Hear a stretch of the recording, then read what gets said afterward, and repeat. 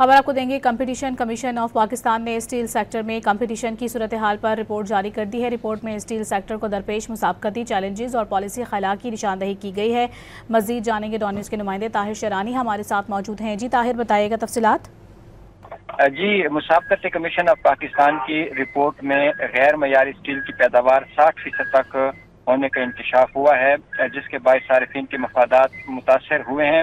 जो रिपोर्ट जारी की गई है उसके मुताबिक चीन और भारत की तर्ज पर स्टील सेक्टर के लिए अलहदा वजारत के क़याम की सिफारिश की गई है।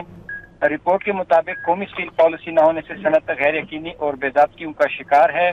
पाकिस्तान स्टील मिल्स 2015 से गैर फाल है। 400 अरब रुपए के वाजिबात का बोझ बन चुका है। रिपोर्ट के मुताबिक साबिक पाटा से बगैर टैक्स स्टील की मुंतकिली से 40 अरब रुपए का नुकसान हुआ है। रिपोर्ट में टैक्सी सलाहत, मेयार की निफाज और ग्रीन टेक्नोलॉजी अपनाने की सिफारिश की गई है और कंपटीशन कमीशन ऑफ पाकिस्तान ने स्टील सेक्टर में शफाफ और पायदार इस्लाहात पर जोर दिया है। बहुत शुक्रिया आपका ताहिर।